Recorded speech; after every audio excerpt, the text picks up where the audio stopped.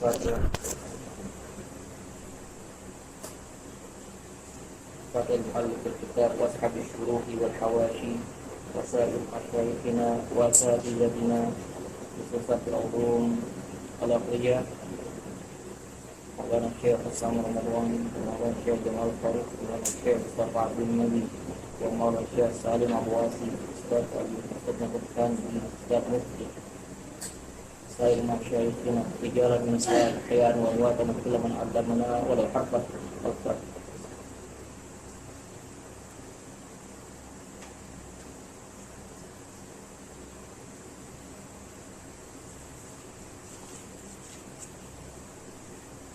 Bismillahirrahmanirrahim. Assalamualaikum warahmatullahi wabarakatuh. Alhamdulillahilladzi ja'alal itminana fi dzikri wa ziyadata fi syukri wa ijabata fil i'tirar ilaihi wahdah. Wa huwa alladzi akramana bil ma'arif wal 'ulum wa husni tasawwurati wa tasdiqat wal fuhum. Wassalatu wassalamu ala nabiyyin tanhalu bi barakatihil ghumum wa tanjali bis salati wassalamu alaihi humum. Allahumma shalli ala sayyidina Muhammadin majlar rububiyyati wa qawli wa ma arsalnaka ila rahmatan lil alamin wa muftatahin nubuwati bi qawli wa innaka latulqal qur'ana min ladun hakimin alim wa tajallil uluhiyatil a'zam bi qawli wa innaka latahdi ila siratal mustaqim. Oke, ini pertemuan kita ke-9 melanjutkan dari yang kemarin, perdana kita masuk ya, kemarin perdana masuk kepada pembahasan inti daripada mantik itu sendiri dalam bagian tasawurat ya, yang mana 7 pertemuan sebelumnya masih merupakan istilahnya itu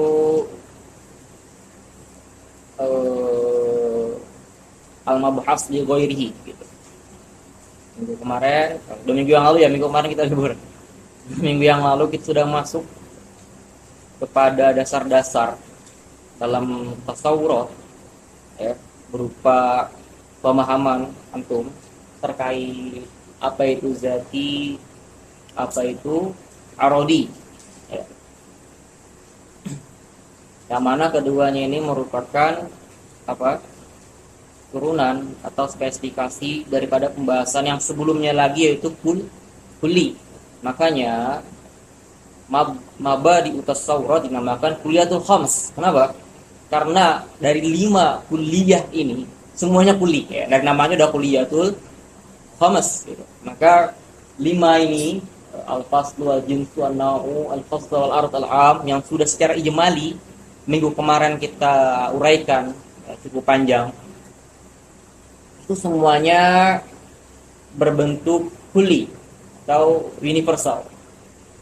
Terus kenapa Ustaz zat juz'i juga kita bahas kemarin, kalau ternyata yang dipakai untuk definisi atau ta'rifat cuman kulli, yaitu kembali kepada kaidah kita ya, al-asya tu'rafu bi adadiha atau tatamayyazu bi abdadiha. Jadi kita membahas juz'i untuk lebih bisa memahami hakikat kulli gitu. Sama kayak sebelumnya juga.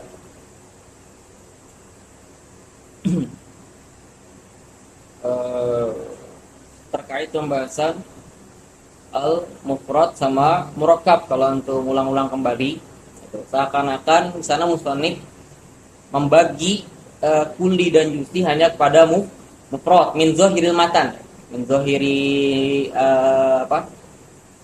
naskahnya ya, seperti itu, dari teksnya secara tekstual ya. Padahal yang murakkab juga ada yang juz'i, ada yang kulli. Silakan diulangi lagi ke pertemuan sebelumnya itu. Hari ini kita akan mentafsir terkait kuliatul khamas yang sudah kita bahas secara mujmal di pertemuan sebelumnya. Sebelumnya Ana berikan sedikit tashil ya, yang paling ujung ini.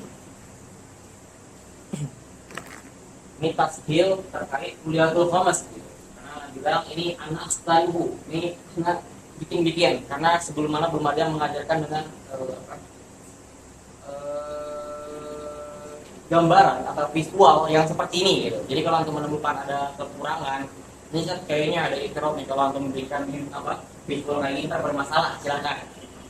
Karena ini terlintas saja min khawatiri karena ngajar jelas tergambar yang kayak ini mungkin akan lebih mudah dipahami seperti itu ya. Namun di sini yang perlu kita perhatikan lagi dari yang konsep ini sebelumnya, setelah anak kontemplasi sedikit ada minusnya karena antum nggak ada yang mau memproyeksi, anda ngoreksi diri sendiri. Maka yang lebih jelasnya adalah ketika dibagi menjadi dua seperti ini, biar tidak mulakbat. Kenapa? Kalau seandainya anda bagi seperti ini, misalnya kan sesuatu itu ya, mahiyah, yang mana di dalamnya berupa juz'unnya, yang ada juz'un a'am, ada juz'un mukhtas, itu beda. Yang mukhtas itu bukan akhos ya, beda. Kalau mukhtas itu musawi artinya. Kita bahas. Kalau perihal segala perkara itu eksistensi itu bagi yang berpendapat terdiri daripada jinsun dan faslun, maka dia nanti ketika sudah terangkap secara utuh dinamakan nau atau tamamun mahiyah. Terlepas nanti ada perbedaan terkait ada istilah namanya fil wujud. Ini pembahasan lebih lanjut atau dapatnya nanti di marhalah selanjutnya di solusi atau di tahzib terkait boleh enggak sih sesuatu itu musawi, yang mana musawi ini sama pasal saling membedakan antara sudut lainnya. Mungkin sekarang terdengar asing ya, tapi nanti antum ketika lanjut marhalah akan maka ini yang juga akan dibahas dalam syamsiah nantinya. Yang terpenting sekarang antum bisa membedakan antara tiga kulli ini gitu ya. Kalau kita gambarkan kan seperti ini kemarin ya, terkait yang mutawwam itu yang zati, pasal sama jins gitu ya. Kalau contohnya kita lihat ini ada hayawana natik, artinya manusia itu salah satu merupakan jenis hayawan, jenisnya hayawan ya. Akan tapi dispesifikasi atau dibedakan dengan apa? Dengan kuli yang natik. Terus hayawan, anak artikan hayawan bukan hewan, karena kalau anak artikan hewan bukan hewan yang dalam bahasa Indonesia kita maksud. Nah itu terdiulang lagi, jangan sampai antar antum mengira hayawan itu artinya hewan, bukan hewan yang dalam benak kita dalam bahasa Indonesia. Atau nanti ujung-ujungnya malah mengarah kepada teori Darwin itu, bukan. Ternyata tetap menyebutkannya sebagai hewan, walaupun dalam bahasa Inggris tetap dikatakan animal. Gitu. Tapi yang perlu kita ketahui adalah sini sesuatu yang dia terangkap dari yang seperti ini di Sajjah Porphyrius. Nanti akan kita bahas ke depan. Yang mana zati ini dinamakan al-wasfu al-asasi.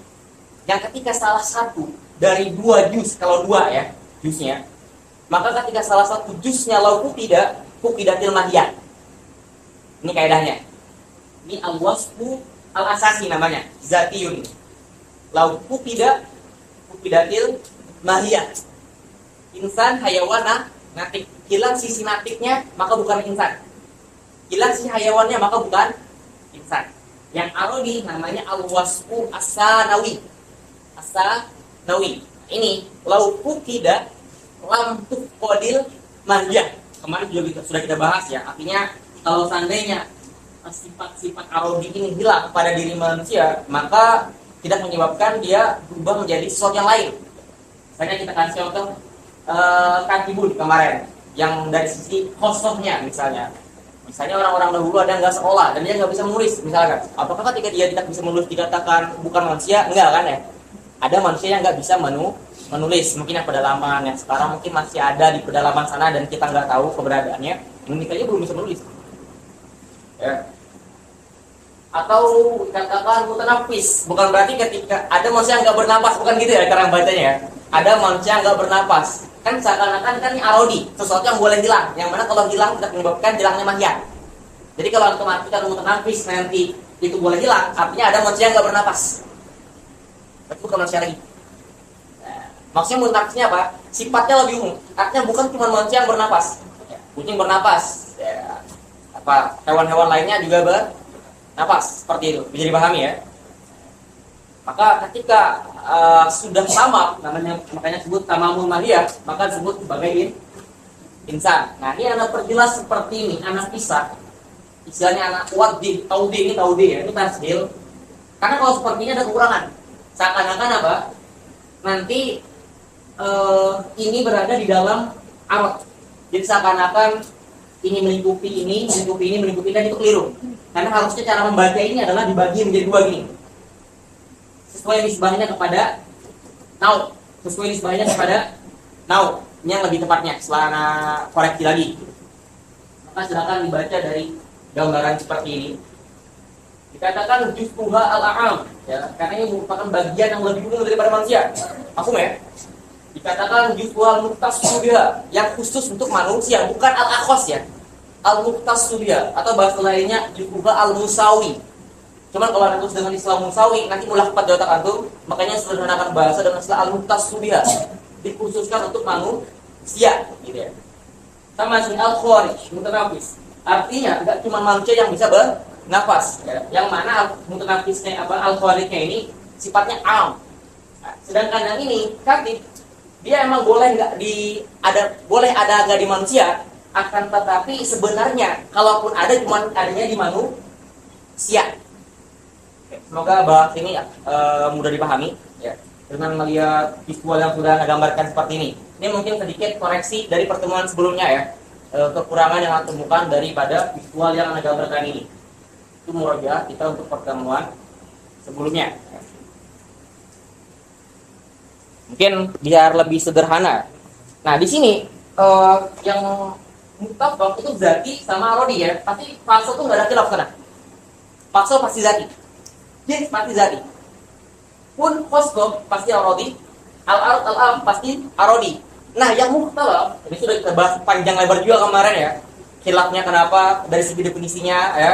Kalau dari definisi yang awal yang kita baca kemarin secara mujmal, maka di situ musannif memakai definisi yang mana masuk dalam kategori arodi. Jadi kalau antum baca di pertemuan sebelumnya, sesuai definisi musannif di sana dalam matan sini yang sarah sama syarih, maka nau masuk dalam kategori arodi. Dari sisi penjelasan zati arodi di pertemuan sebelumnya. Nah, tapi nanti kita masuk di pembahasan ini, maka antum akan tahu bahwasannya di situ musannif juga memasukkan nau kepada zati. Ya, karena akan masuk ke dalam bahasan zati. Seakan-akan gak konsisten ya. Sebelumnya secara mujmal jelaskan masuknya ke arodi, setelah ditafsir pembahasan perkuliah ini menjadi zati. Seakan-akan gak konsisten. Bukan seperti itu cara memahami tulisan seorang alim. Di sini beliau pengen memaparkan, kita bisa memahami mungkin saja ya, asumsi ya mungkin dikatakan ya. Beliau pengen memaparkan bahwasanya ada perbedaan pendapat terkait nau itu diletakkan di zati atau arodi. Nah, yang gak disebut dalam kitab adalah la zati wala arodi. Nah, ini salah satu definisi yang diuraikan oleh Sohibu Syarhi Tawale atau Matole namanya, Asbihani, Al-Imam Asbihani. Beliau mengedepankan definisi nau yang mana nau itu lazati wala arodi. Terus apakah yang diikuti oleh Matin misalnya dalam pembahasan secara mujmal sebelumnya adalah Ibnu Sina dalam Asyifanya. Oke, itu mungkin sedikit pengulangan ya. Seperti apa sih penyederhananya untuk memahami itu? Misalnya ini botol. Oke. Botol ya. Dalamnya ada apa? Ada air. Di luarnya ada selainnya kan? Nah, itu cara memahaminya sederhana. Nah, botolnya sendiri bukan di luar kan? Yang dalam botol adalah air. Yang luar botol adalah selain daripada botol itu sendiri. Dan yang ada dalamnya. Nah, di sini ada perbedaan. Yang mana nanti botolnya sendiri itu masuknya ke dalam dakil, masuknya ke dalam zati atau ke dalam arodi. Itu yang jadi perbedaan perselisihan pendapat di sana. Tapi tidak akan memberikan dampak yang begitu signifikan. Jadi untuk lebih sederhana aja, maka untuk bisa kategorikan dia itu masuk ke dalam zati. Kalau kita mengikuti penjelasan Matin dan Syarih secara tafsil di sini, untuk menjelaskannya secara lebih sederhana. Oke, itu pertemuan yang lalu. Sampai sini pertanyaan dulu sebelum kita lebih detail dalam pembahasan jins ini ya. Saya pikir sudah sederhana ya.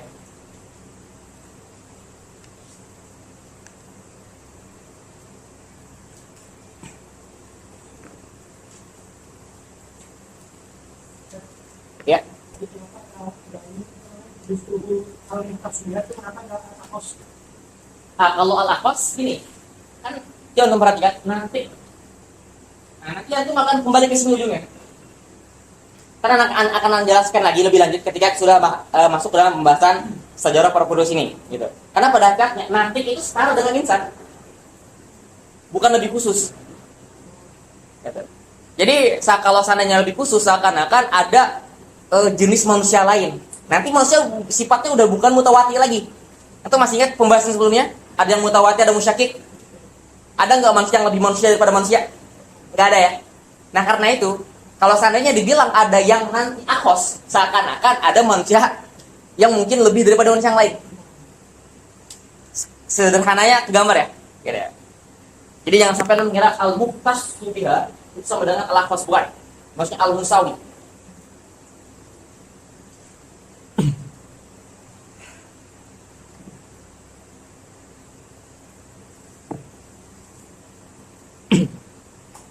Oke.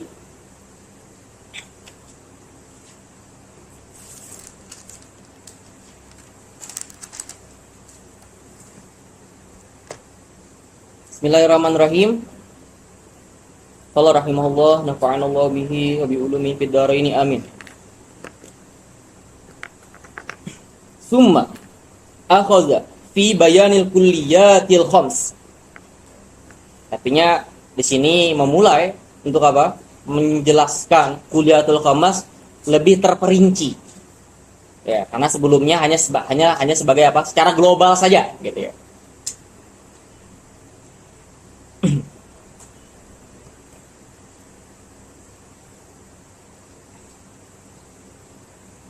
Wa bada'a bizzati minha faqala wazzatiyu imma zati ya, karena kemarin sudah kita bahas zati dan ardi secara global ya. Sekarang akan jelaskan apa aja yang masuk dalam kategori zati gitu.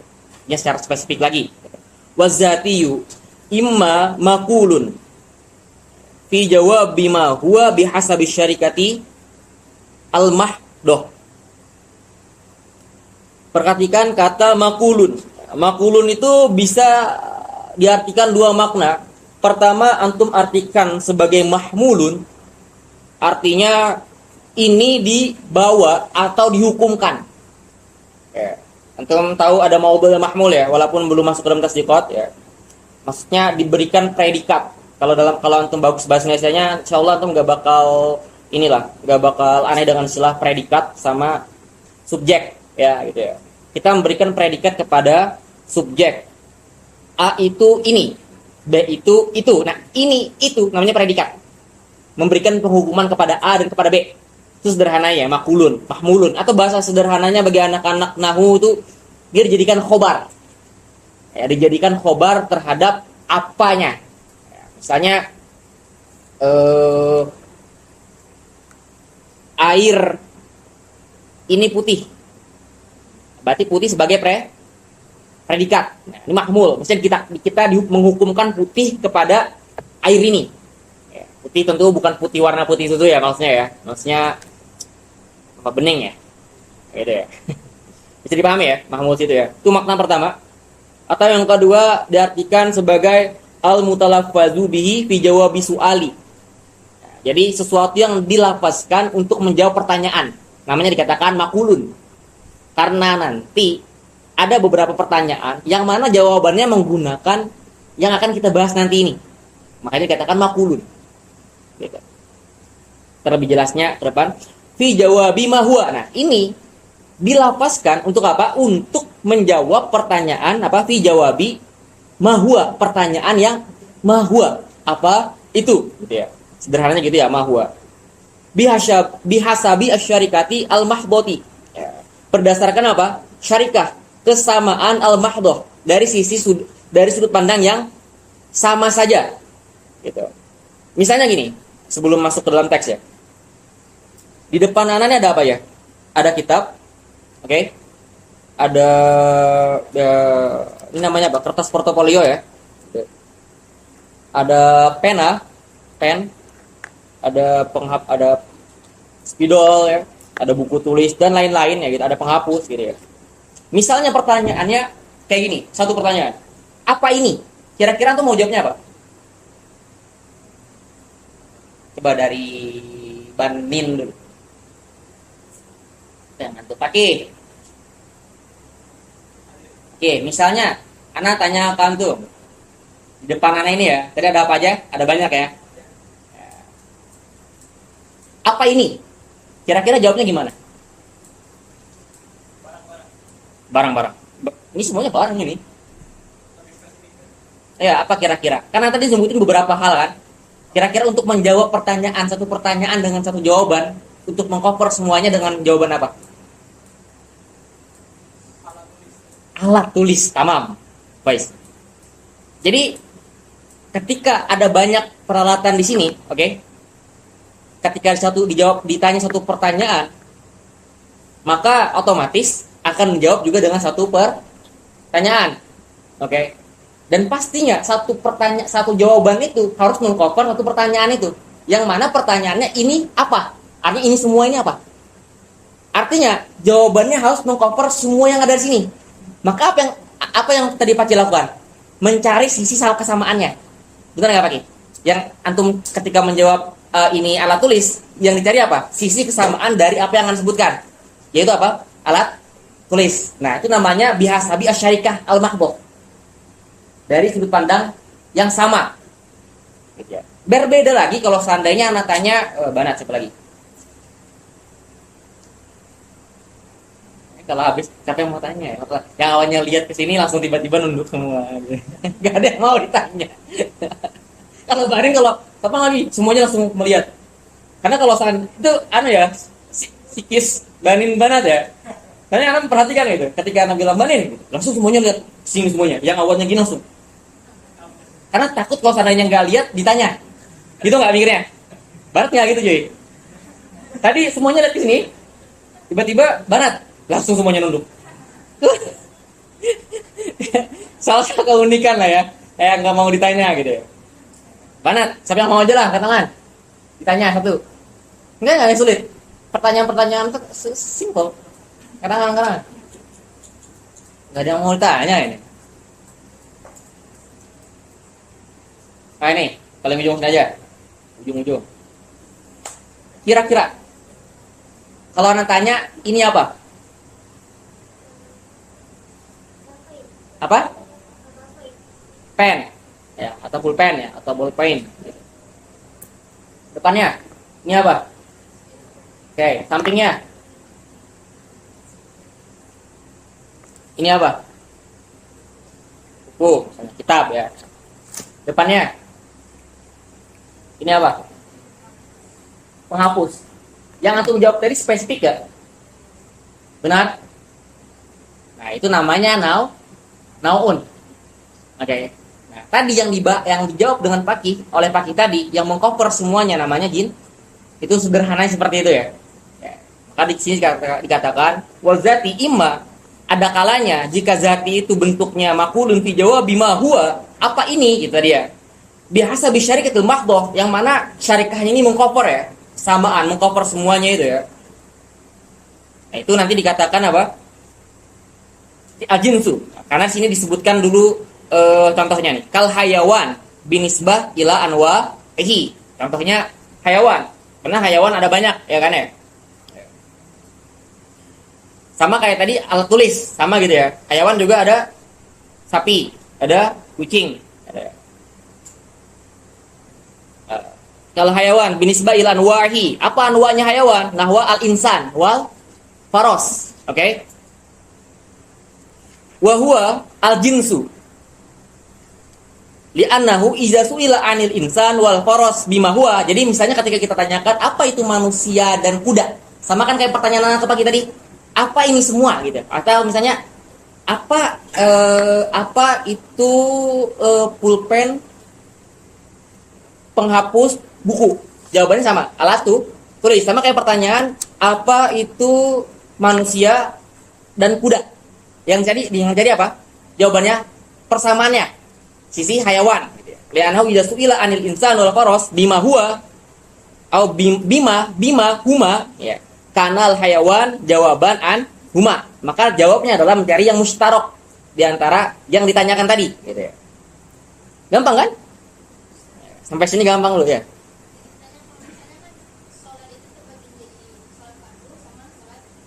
Ya.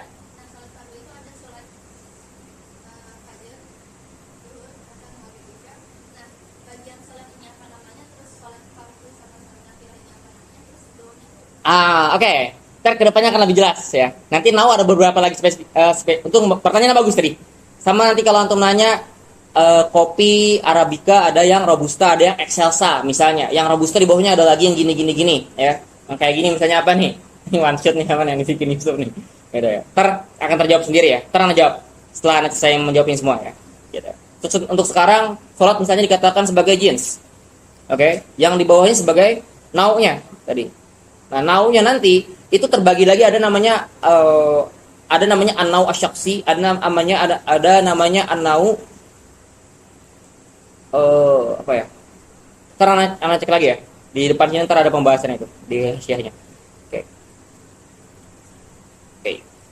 Li'annahu tamamu mahiyatihima al-mushtarakah bainahuma. Kenapa dikatakan hayawan jawaban terkait pertanyaan insan dan paros tadi? Karena hayawan itu merupakan tamamu mahiyatihima. Artinya apa? Tamamul mahiyah atau mahiyah yang sempurna gitu ya. Yang pas, yang cocok untuk dikatakan yang mana itu mushtarakah di antara mereka berdua. Gitu ya. Wa idza su'ila an kullin minhuma. Nah, berbeda lagi ketika apa? Ketika ditanyakan an kullin minhuma masing-masing misalnya. Misalnya apa itu manusia, apa itu kuda. Lam yasihha an yakuna jawaban anhu. Maka nggak bisa kita jawab misalnya manusia itu hayawan. Nggak bisa kan? Karena ada hayawan lain yang bukan manusia. Sama kayak kita bilang ini apa? Kalau yang jawab ini alat tulis, maka nggak pas gitu ya. Kenapa? Karena ada alat tulis lain selain daripada pulpen, yaitu spidol misalnya. Jadi pahami ya? Gitu ya.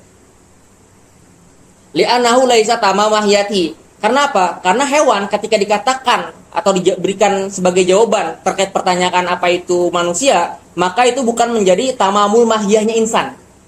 Gitu ya. Fala yujabu bihi, maka tidak dijawab dengan jawaban apa hayawan tadi. Bal bitamamiha. Apa tamamuhanya? Wa tamamuha fil awwali al hayawanatik. Tamamul mahiyahnya insan adalah hayawan natik. Oke. Wa pisani maksudnya apa? Faros. Al hayawan asohil. Jadi ketika ditanyakan spesifikasinya, misalnya kayak ini tadi, bisa aja kita jawab pulpen kan kayak kita menjawab natik langsung aja gitu. Tapi kita gitu bilang ini alat tulis yang berupa pulpen.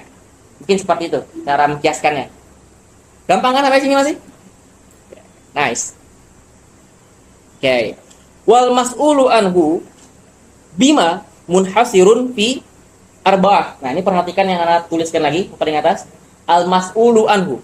Oke, sebelumnya lihat dulu yang ujung kiri nih. Al as'ilah fi tasawwurat. Dalam pembahasan mantik. Dalam bab tasawwurat, karena tasawwurat kan kita berbicara tentang apa? Sebenarnya intinya adalah membicarakan terkait definisi. Ini kan sebenarnya lagi rame-ramenya nih. Indonesia kan lagi krisis apa?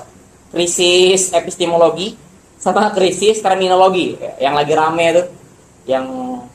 Yang mau debat lagi tuh Ustaz Nuruddin sama Guru Gumbul terkait terkait apa itu ilmiah. Itu kan permasalahannya di mana? Terminologi ilmiah kan? Guru Gumbul ilmiah itu lebih kepada pemahaman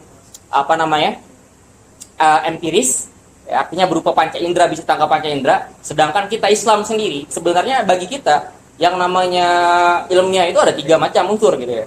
Kalau antum baca Aqidah Nasafiyah di awal-awal dibahas itu. Terkait apa? Panca indera salah satunya aja. Akal.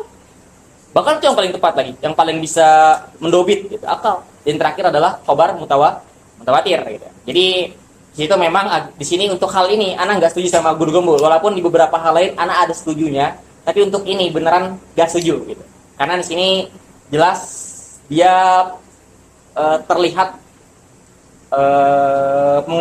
menganut pemahaman empirisme. Gitu ya. Karena ilmiah baginya hanya yang bisa ditangkap oleh panca indera. Artinya ada perbedaan ilmiah kan? Perbedaannya di mana? Tarif. Apa itu? Terminologi. Jadi penting nggak mantik? Penting. Ini jadi perdebatan sampai sekarang ya, asik loh. Karena suka banget kayak gitu. Tapi nggak suka debat. Suka lihat orang debat tapi nggak suka debat sebenarnya. Kalau debat fisik suka. Itu hobi soalnya. Tapi yang halal, bukan yang haram ya. Yang halal kan sparring.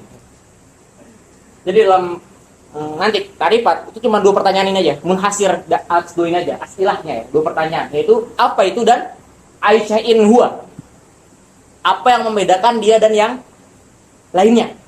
Yang mana nanti al-mas'ulu anhu dengan bima ini dan Aisya'in huwa. Nah, ini sebelum kita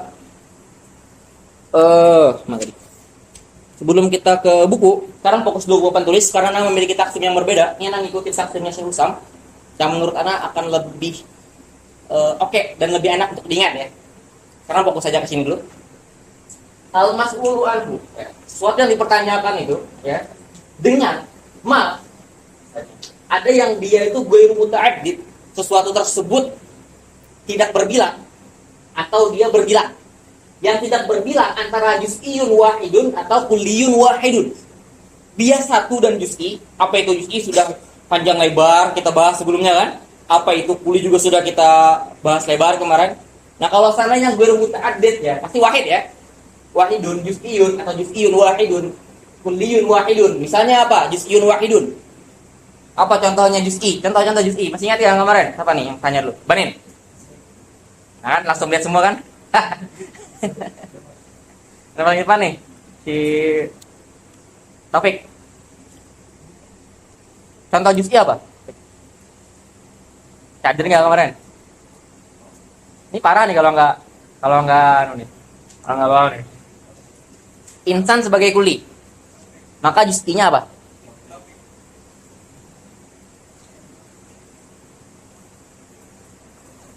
Apa? Ya, kamu sendiri itu juz'i. Kamu itu juz'i. Ya, yang kita lihat eksis di dunia itu adalah juz'iyat. Kuli itu konsep. Makanya anak sering ulangin tuh kantung tuh. Gak ada yang namanya manusia tanpa nama. Mungkin ada lahir dari kasih nama, mungkin ada. Tapi manusia yang dia bukan ini, gitu. Gak ada. Yang emang dia manusia aja gitu. Gak ada kan? Karena manusia itu adalah konsep. Oke? Yang mempresentasikan atau merepresentasikan manusia adalah individu-individu ini atau Taufik. Siapa lagi? Di belakang samping-sampingnya ini. Gitu. Oke? Itu namanya juz'i. Berarti kalau pertanyaannya satu juz'i, kayak Anda menanyakan ma Taufik. Paham ya? Ma Taufik. Kira-kira jawabannya apa? Ma Taufik. Jawabannya apa? Hah? Ma Taufik insan. Clear? Oke. Sekarang kalau seandainya kuli. Contoh kuli apa? Banat. Kuli. Siapa yang mau jawab? Kayaknya tadi Anda habis ngomong kuli ya tadi ya? Hah? Boleh. Hewan. Misalnya. Oke. Kuli wahid. Jadi contohnya apa? Mal. Hayawan. Boleh nggak? Boleh. Atau mal insan. Kira-kira kalau tanya mal insan ya, jawabannya apa? Hayawan natik. Beda ya cara jawabnya ya. Pernah tulis ya? Ntar atau raba-raba. Udah ada kok di Unkok, cuman dengan istilah yang berbeda. Gitu. Dijawabnya dengan hayawan natik. Ya, ada hal yang perlu perhatikan. Ada perbedaan had sama mahdud. Kan insan sama hayawan natik sebenarnya sama ya. Yang antum kira insan syai'un, hewan syai'un korban. Ini masodaknya sama. Yang berlaku pada insan itu berlaku pada hayawan natik. Apa yang berlaku pada hayawan natik itu berlaku pada insan. Misalnya kita bilang contoh hayawan natik apa? Ya Taufik. Yang contoh insan apa? Ya Taufik juga. Jadi masodaknya sama. Yang berlaku pada konsep insan, yang berlaku pada konsep hayawan natik itu sama. Jadi paham ya? Cuman perbedaannya adalah ini dikatakan had, hayawan natik, insan dikatakan mahdud. Had itu apa sih? Definisi ya. Mahdud yang didefinisi. Nah, kalau antum perhatikan yang tadi yang pertama, kira-kira anda jawab pakai atau mahdud? Ma Taufik tadi apa? Insan. Pakai apa jawabnya? Mahdud. Nah, habis itu tadi jawab insan apa? Hayawan. Jawabnya pakai apa? Pakai had. Ya. Singkatnya adalah ada pertanyaan yang mana itu dijawab dengan spesifik atau tafsil, ada pertanyaan yang dijawab dengan ijmal atau secara global aja. Seperti itu. Misalnya kayak Ana mempertanyakan mal insan, itu pasti cuma satu jawabannya. Jawabannya cuma hat kan? Apa jawabannya tadi? Hayawan natik. Tapi berbeda ketika Ana tanya ma taufik. Itu ihtimalnya dua jawabannya. Boleh kita jawab dengan tafsil, boleh kita jawab dengan ijmal. Kalau kita jawab dengan tafsil, berarti ma taufik, taufik hayawan natik. Berarti kita jawabnya dengan hat. Oke? Nah, tapi yang lebih tepat adalah ma taufik insan dengan ijmal. Artinya insan tuh sudah bisa mewakili aja gitu, secara ijmal gitu. Kecuali minta lebih spesifik. Nah, jadi lebih tepatnya husnul jawab istilahnya ulama kita. Husnul jawab kalau ditanya secara juz'i, jawabannya apa? Secara ijmal aja. Insan.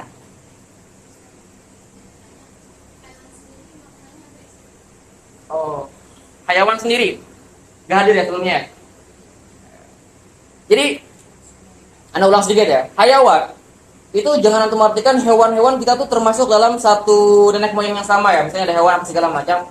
Ntar mengarah kepada teori Darwin yang kemarin kita bilang apa? Terkait kita dari simpanse.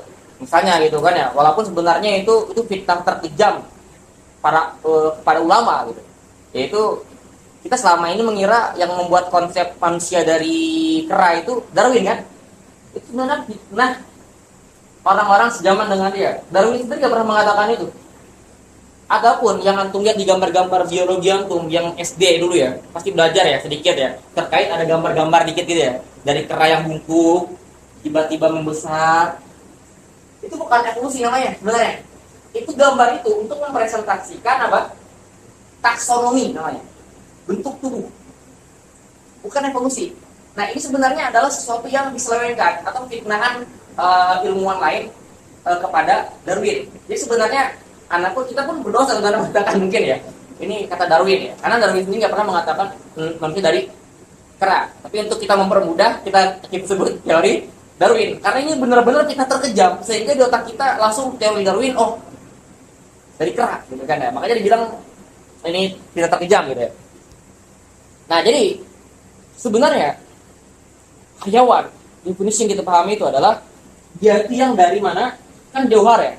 Kalau antum tarik ke atas, nanti segala sesuatu itu dari mungkin. Selain daripada Allah itu apa? Mungkin ya. Oke.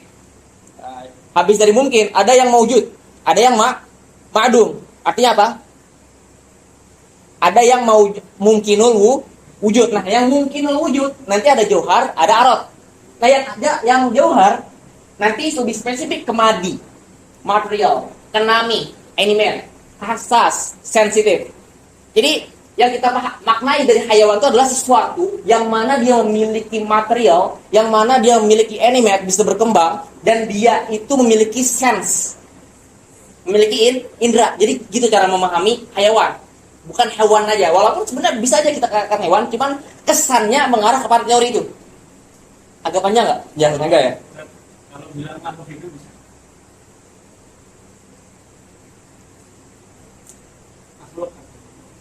Kalau makhluk hidup sebenarnya nanti akan ke atas lagi, ya. Kita kan tuh ketemu nanti di sini yang dia nabat itu makhluk hidup bukan?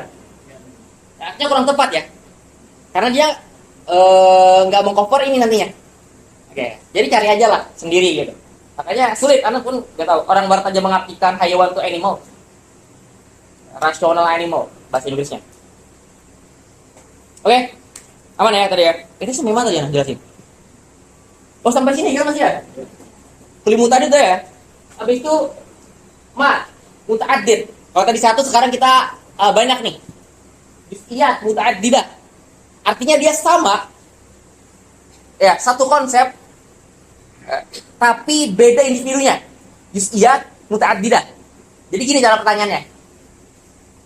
Nama antum siapa? Hah? Edi. Faruk. Rahman, Edi, Faruk, Rahman. Apa itu Edi, Faruk, Rahman? Cara jawabnya apa? Manusia, sama ya, sama kayak pertama ya. Oke? Sama kayak pertanyaan api topik tadi. Bedanya cuma banyak aja. Tapi banyaknya itu tidak berbeda. Sama-sama manusia. Makanya dijawab dengan apa? Insan. Atau dengan nau. Tadi ya. Yang mana insan itu merupakan mahdud secara ijmal. Ini agak detail mungkin ya bahasanya. Kalau teman-teman yang baru belajar mantik agak kesulitan menangkap, silakan diulang-ulang lagi gitu. Karena biasanya disederhanakan lagi. Tapi Anda nggak bisa menyederhanakan karena ada beban sendiri ketika Anda nggak menjelaskan apa yang Anda tahu. Gitu. Habis itu yang terakhir kuliah muta'addidah untuk BIMA. Banyak dan dia konsepnya berbeda-beda. Misalnya apa itu kayak manusia, apa itu kucing, apa itu manusia, kucing, dan guguk. Apa itu manusia, kucing, dan guguk gitu ya? Jawabnya apa? Hewan. Artinya tuh mencari sesuatu yang sama di antara manusia, guguk, dan kucing. Berarti jawabnya dengan apa? Hayawan, dengan jins. Oke? Jadi paham ya? Berarti jawabnya yang pertama dengan apa? Ingat? Dengan nau, insan. Insan itu apa? Nau. Atau hayawan, natik. Boleh. Nah, dan itu boleh, tapi yang lebih baik adalah insannya aja secara mujmal tadi ya. Sudah jelasin ya. Yang kulli, wahid, insan. Jawabannya dengan apa? Hat. Oke? Juz'iyat muta'addidah. Jawabannya dengan apa? Nau, insan juga. Kulliyat muta'addidah. Jawabannya dengan apa? Jins. Banyak, beragam. Gitu ya, konsepnya pun beragam. Oke, nah ini yang gak ada di buku. Bi ayyi syai'in huwa. Nah, bi ayyi syai'in huwa sebenarnya itu ntar nanti di pertemuan selanjutnya, tapi Anda mau menyinggungnya sekarang biar langsung komplit dalam permasalahan al-mas'ulu anhu. Misalnya dikatakan aisya'in huwa fi zatihi. Apa yang membedakan ini dengan yang lainnya dari sisi zatnya? Dikatakan apa? Nanti manusia tadi natik misalnya ya. Karena natik yang membedakan antara manusia dan hewan-hewan yang lainnya. Itu fi zatihi. Atau fi arodi, katib misalnya. Dari sifat arodinya. Sederhana ya, saudara ya. Jadi ini jawabannya dengan pasal, ini jawabannya dengan khosok. Terus mana Ustaz arod amnya? Dan tadi kan kita bahasnya apa? Menjawab dengan jins udah ada. Menjawab dengan pasal sudah ada. Menjawab dengan nau sudah ada. Menjawab dengan khosoh sudah ada. Tersisa satu. Al-arad al-arad. Nah, ini layus al. Bima wa layus al bi aisya'in wa. Terus kalau nggak dipertanyakan untuk apa dibahas? Ya. Kalau nggak kalkulatul khomas kan 5 ya. Kalau itu nggak dipertanyakan, nggak menjadi jawaban ya. Untuk apa dibahas? Untuk melengkapi. Nah, sama kayak antum misalnya hukum yang anak-anak syariah pasti tahu. Hukum ada apa ya misalnya? Ibadah, ada hukum apa? Wajib. Oke. Haram. Sunnah. Makruh. Mubah. Mubah itu hukum bukan? Bukan hukum. Ya ntar nyambungnya ke sana lah. Gitu. Jaskannya ke sana gitu. Jadi itu dibahas tapi bukan itu intinya. Oke? Sekarang kita buka teksnya. Kayaknya hari ini cuma sampai jenis doang ya, agak panjang ya. Wal mas'ulu anhu bima munhasirun fi arba'atin.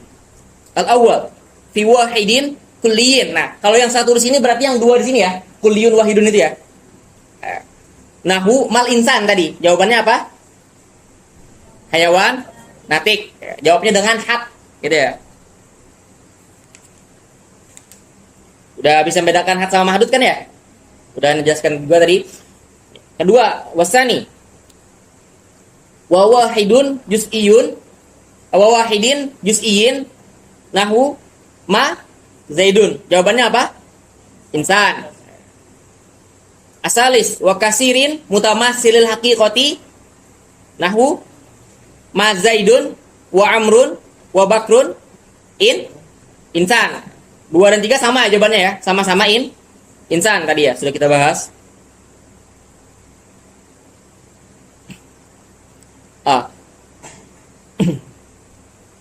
Perhatikan wa kasirin mutamasilil haqiqah. Maksudnya itu mutamasilil haqiqah an-nau'iyah.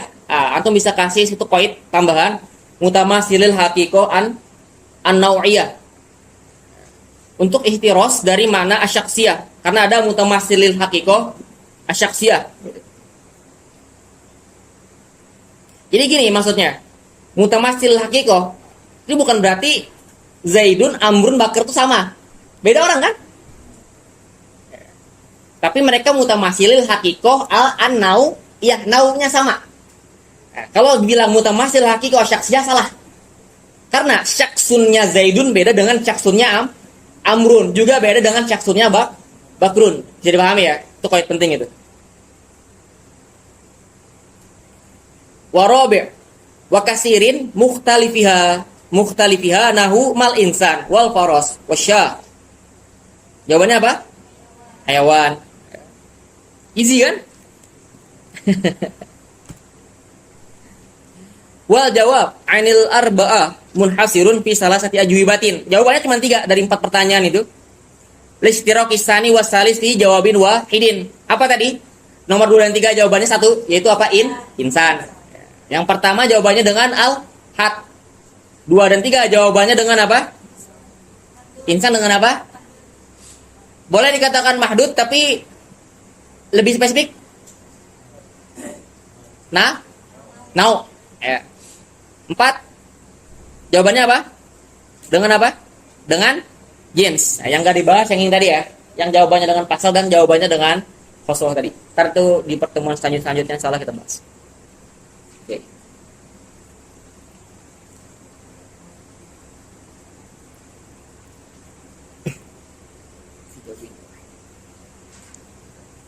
Ingat tadi ya, yang perlu ditekankan mutamasil haqiqah itu an-nau'iyah la syaksiyah. Karena mantik tidak membahas tentang juz'i. Karena kalau mutamasil haqiqah asyaksiyah, kita buat apa mendefinisikan perorangan itu nggak perlu ya. Kita hanya perlu mendefinisikan konsep besar antum aja sebagai manusia. Kalau gitu terlalu repot hidup kita kalau kita harus mengetahui hakikat dari segala sesuatu yang ada. Gitu. Dan ingat pembahasan mantik adalah pembahasan kuli, bukan juz'i. Oke. Wa yursamu al-jinsu bi annahu kulliyun dakhala fihi sairul kulliyat. Oke, perhatikan wa yursamu. Nanti setelah ini sebenarnya kita bahas tentang apa itu rasam, apa itu had. Untuk sekarang kemarin sudah kita bahas singkat ya. Kalau had itu yuhaddu istilahnya. Yuhaddu pasti ta'rifatnya menggunakan zatiyat. Fakot. Ya, zatiyat fakot. Nah, tapi kalau rasam itu bisa dengan arodiyat fakot atau arodiyat plus zatiyat. Gitu. Nah, di sini dikatakan ta'rif tadi ya. Ta'rif tadi atau yang akan dijelaskan setelah ini itu yursamu, berarti hanya definisi sebagai rasam. Nah, tapi nanti di akhir akan dibahas perbedaan pendapat. Gitu ya. Di antara ulama ini sebenarnya ta'rif yang akan dibahas kita nanti ini adalah ta'rif had atau rasam. Untuk sekarang karena di sini tulisnya yursamu, pahami dulu rasam. Nanti di akhir akan kita bahas perbedaan pendapat terkait ini sebenarnya bisa diberikan definisi dengan had gak sih gitu. Walaupun nanti yang roji itu adalah ini sebenarnya bukan rasam akan tetapi had. Nah, spoilernya. Jadi yursamu di sini nanti didefinisikan hanya sebagai istilah didefinisikan saja. Jadi yursamu bukan dengan makna rasam, tapi yursamu dengan makna didefinisikan atau yu'arrafu aja. Itu spoiler ke depannya nanti. Bi annahu kulliyun. Di sini qaid kulli sebenarnya nggak perlu. La haja ila hadzal qaid. Kenapa kok nggak perlu, Ustaz? Antum bisa perhatikan diksi lainnya makulun ala kasirin. Masih ingat definisi kulli nggak? Apa? Ma la yamna nafsu tasawurihi min wukui syarikati fihi baina kasirin. Nah, setelahnya kan ada qaid ala kasirin juga kan. Jadi sebenarnya kulli itulah hajah. Jadi walaupun antum bilang kan kata kulli itu tidak masalah. Ya. Dakhala fihi sairul kulliyat. Artinya semua kuliat yang khomas itu pasti kuliun. Berarti ini masih secara umum banget. Habis itu diperspesifik lagi setelahnya. Makulun, mahmulun, solihun ayuhmal. Tadi ya, makulun bisa darikan mahmul atau mutalafazu bihi gitu. Ala kasirin mukhtalifina bil haqiqoh. Ya, hakikatnya berbeda-beda tadi ya. Udah kita jelaskan juga. Nah, maka kalau mukhtalifina bil haqiqoh kharaja bihi an nau akan mengeluarkan definisi nau gitu. Karena nau bukan mukhtalifina bil haqiqah, akan tapi apa? Muttafiqina bil haqiqah. Jadi qaid ini mengeluarkan nau. Li annahu maqulun ala kasirin muttafiqina bil haqaiq. Oke. Terus ada qaid setelahnya fi jawabi ma huwa. Nah, dengan adanya qaid fi jawabi ma huwa akan mengeluarkan definisi pasal. Karena ingat pasal itu untuk pertanyaan apa? Ayu syai'in huwa. Wal khosoh pun khosoh juga untuk pertanyaan ayu syai'in huwa. Wal arad al-am. Izil awalani, maksudnya lawannya apa? Al-pasal wal khosoh. Innama yuqolani fi jawabi ayu syai'in huwa. Oke. Wasalisu la yuqalu fi jawabin aslan. Sudah kita jelaskan juga tadi. Kenapa nggak jadikan jawaban? Karena terlalu luas. Yang paling umum dari semua ini, kalau antum lihat dari visual, itu adalah arad am. Sehingga ketika kita menjawab sesuatu dengan arad am itu terlalu luas sehingga ihtimal untuk tidak tepat sasarannya tinggi. Gitu ya. Li'annahu laisa mahiyatan lima huwa aradun lahu. Hatta yuqalu fi jawabi ma huwa walau maizan lahu hatta yuqala fi jawabi ayu syai'in huwa. Wa ammal juz'iyyu falam yadkhul fil kulli hatta yuhtaja ila ikhrajihi. Nah, sedangkan juz'i kan yang belum dikeluarkan dari definisi adalah juz'i kan. Falam yadkhul fil kulli. Jadi sesuatu yang belum masuk gak bisa dikeluarkan. Misalnya antum apa? Misalnya di antara antum ada anggota apa misalnya?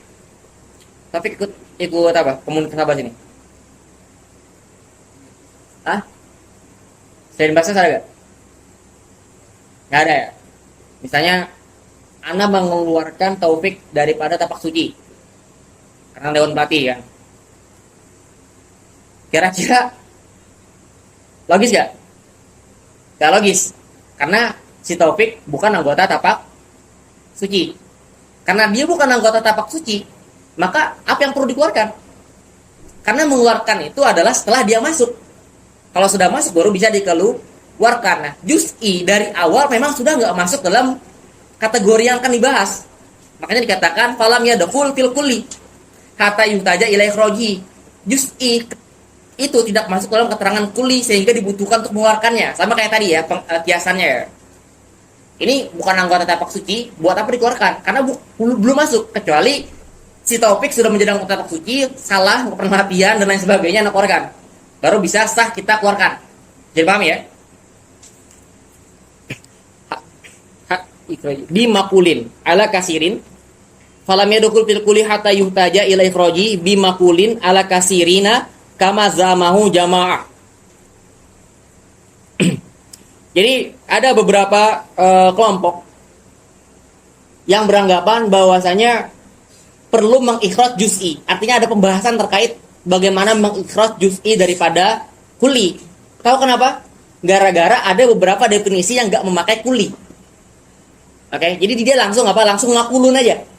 Kalau tadi di awal udah jelas kan ya? Kulliyun, makulun. Makanya tadi di awal juga kita bahas bahwasanya kulli itu layak touch kan? Walaupun nggak ada kulli nggak ada masalah. Nah, ada beberapa yang memang nggak masukkan kulli dalam definisinya, sehingga seakan-akan bisa jadi juz'i masuk di sana. Karena belum jelas kullinya disebutkan dalam definisi. Gitu. Jadi ada beberapa jamaah mengatakan demikian lah gitu. Sehingga dia perlu dikeluarkan daripada definisi kulli gitu.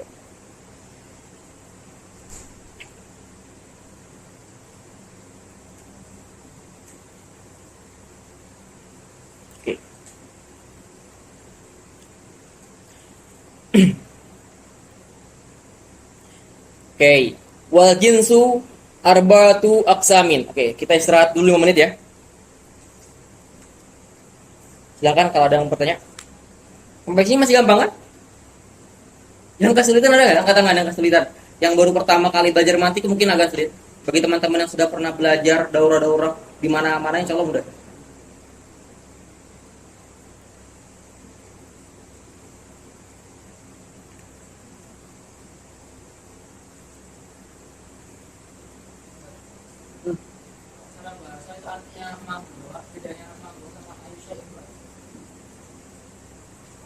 Apa? Kalau pengen diperhatikan ya, mahwa itu kan menanyakan apa itu? Artinya kan menanyakan hakikatnya kan ya. Kalau ayu syai'in huwa itu kalau diartikan sebenarnya sesuatu apakah itu kan ya, hampir gak ada bedanya ya. Tapi kalau secara terminologi yang kita pahami dalam bahasa Indonesia mungkin bisa diartikan secara terjemah bebas ya. Apa yang membedakan ini dengan yang lain gitu. Jadi misalnya ayu syai'in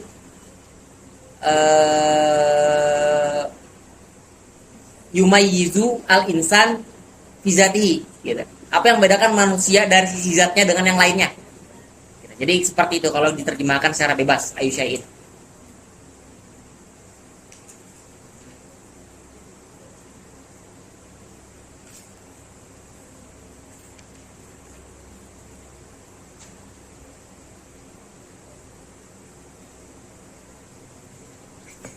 Semoga sempat ya.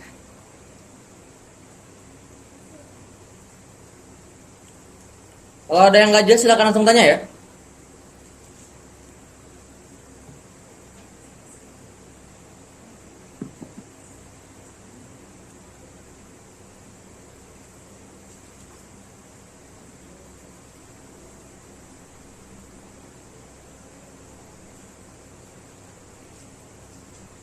Ini jangan sampai salah anu ya. Sorry, kira nanti ya, bukan.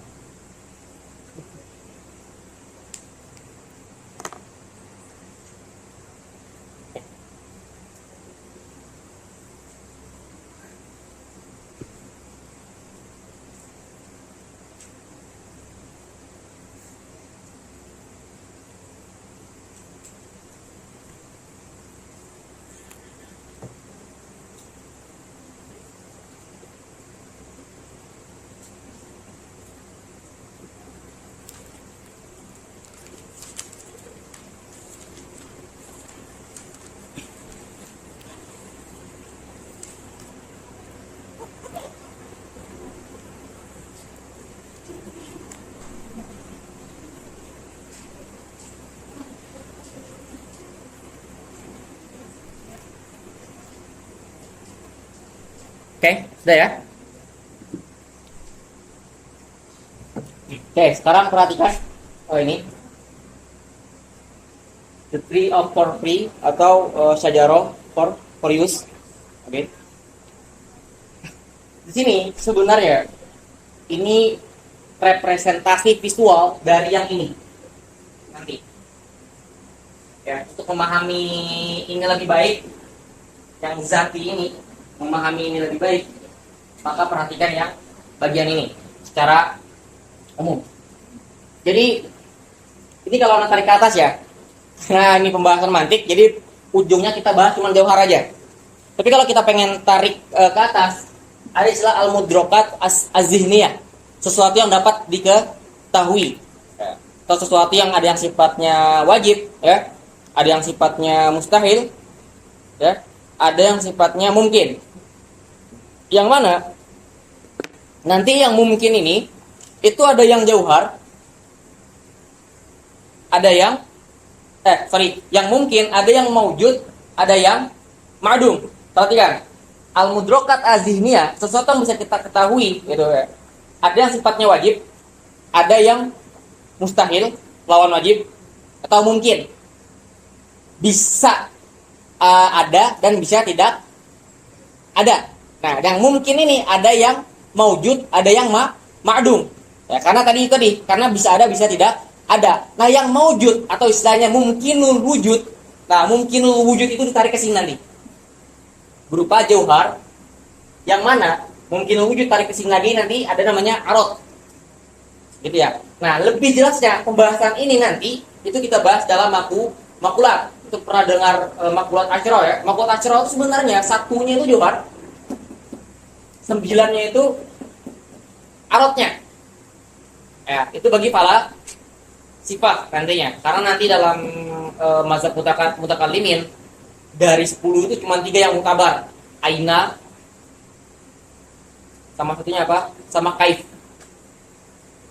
Cara di makulat ya, mempelajari.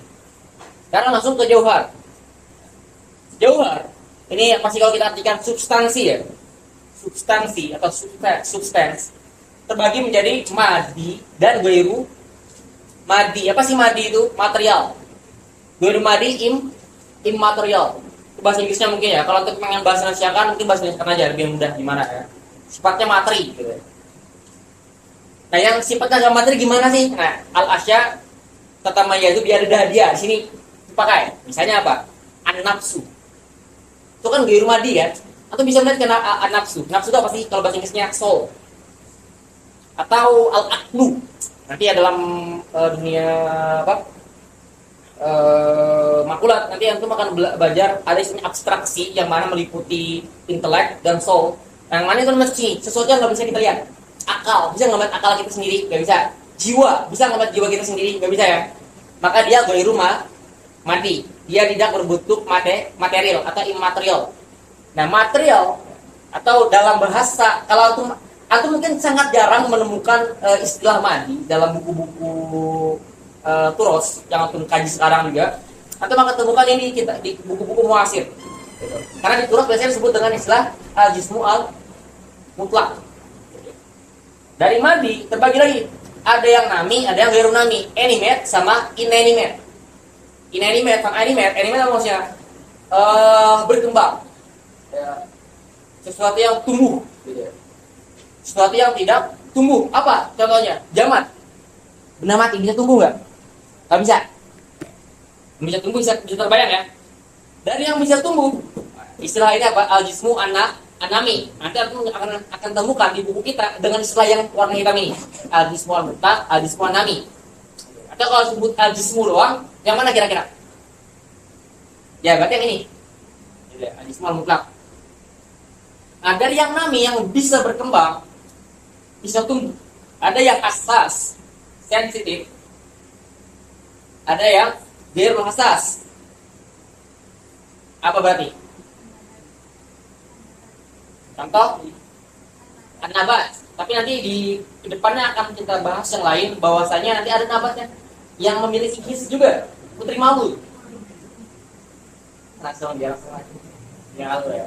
Ntar di pertemuan selanjutnya kita bahas. Terus sekarang anggap saja ghairu hassas itu kayak nabat. Hassas atau sensitif memiliki sensitivitas gitu.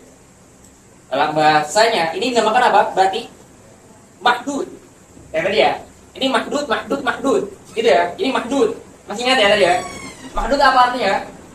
Secara al-mahiyah al-mujmalah. Nah, kalau dikatakan nanti hayawanatik, itu menjadi apa? Al-mahiyah al-mufassalah istilahnya. Atau had. Hassas, sensitif, ada terbagi menjadi 2. Rasional sama irrasional. Oke? Gampang kan ya? Yang rasional ini afrodnya nanti. Ada A, B, C, D, F, G. Sekarang gambarnya kebayang ya? Cara baca start sini. Oke. Perhatikan. Yang ada di sini itu hayawan kan? Sama apa? Natiknya. Oke. Di mana?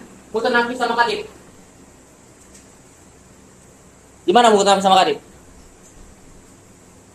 Yang nggak ada di sini, di luar. Makanya dibilang al-kharij, keluar daripada pohon inilah, sederhananya seperti itu. Karena itu, ini yang membentuk sesuatu itu menjadi sesuatu itu. Ketika ini hilang, maka enggak menjadi sesuatu itu tersebut. Ini hilang, tidak berubah sesuatu tersebut. Ingat ya kaidahnya. Al-wasfu al-asasi atau al-wasfu al-jauhari. Lauku tidak fukidatil mahiyah. Al-wasfu asa nawi atau secondary. Lauku tidak lam tuqadil mahiyah. Gimana penjelasannya sudah jelaskan di awal. Sampai sini bisa dipahami ya. Nah, secara ijmal dulu. Perhatikan, ini ada khilaf sebenarnya. Al-jinsu wal ali. Di sini ada khilaf antara falasifah sama mutakallimin. Terpanjang. Bagi mutakallimin, namanya jauhar itu maksudnya adalah al-jauhar al-fard atau al-juz'ul ladzi la yatajazza. Sedangkan bagi falasifah, terantum pelajari dalam makulat. Ada jauhar yang mana itu hal, yaitu apa surah, ada yang mahal, ada itu madah, prime matter, ada yang form gitu ya. Ada yang abstraksi atau mujarrad, la hal wala mahal. Yang mana itu antara al-aqlu dan an-nafsu, soul sama intelek. Itu ntar di pelajaran makulat ya. Silakan untuk ngaji sama siapa gitu. Ya.